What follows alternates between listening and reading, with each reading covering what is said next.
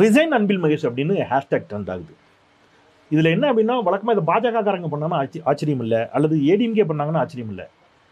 DMK followers அல்லது திராவிட இயக்க சிந்தனையாளர்கள், பெரியாரியவாதிகள் எல்லாம் ரிசைன் அன்பில் மகேஷ் அப்படிங்கிற ஹேஷ்டேக் அல்லது உங்களுக்கு எதிரான அந்த சமூக வலைதள பிரச்சாரங்களை முன்னெடுத்தாங்க.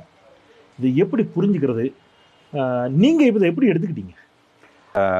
இந்த கொள்கைவாதிகள் அவங்க கொடுத்துருக்கின்ற ஒரு கருத்தாகத்தான் இதை நான் பார்க்குறேன்.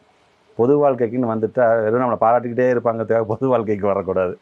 வரும்பொழுது எங்காவது நம்மை அறியாமல் ஒரு தவறு நடந்ததுன்னா கூட, அண்ணே கொஞ்சம் கேர்ஃபுல்லாக இருக்கணும், ஏதோ தப்பு நடக்குது போகிறேன், கொஞ்சம் ரெடி ஆகிக்கோங்கண்ணே அப்படிங்கிற மாதிரியான ஒரு பார்வையாகத்தான் அதை பார்க்கிறேனே தவிர, ஐயோ இப்படி சொல்லிட்டாங்களே, இப்படி செஞ்சுட்டாங்களே அப்படின்னு நான் போய் முடங்கிடக்கூடாது.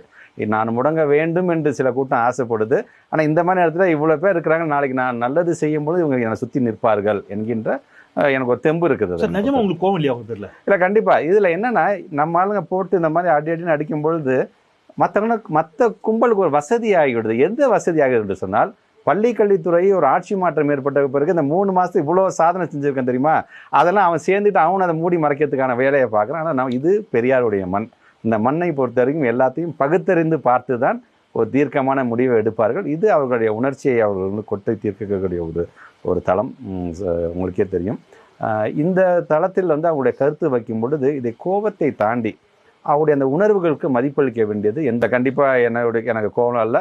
அதுதான் திமுகன்னு கூட இன்னும் பெருமையோடு நான் சொல்றேன். ஒரு தோழமை சுற்றுலாவாக தான் பார்க்கலீங்களா? தோழமை சுற்றுதல் டெஃபினட்டா இதை பொறுத்த வரைக்கும் நான் தான் சொன்னேன், எங்களுடைய திமுகக்கு இருக்கான ஒரு பெருமையாக தான் நான் எங்களுக்கு நடந்து முடிந்த என்னுடைய பொது உறுப்பினர் கூட்டத்தில் சொல்லும்போது நான் தான் சொன்னேன்.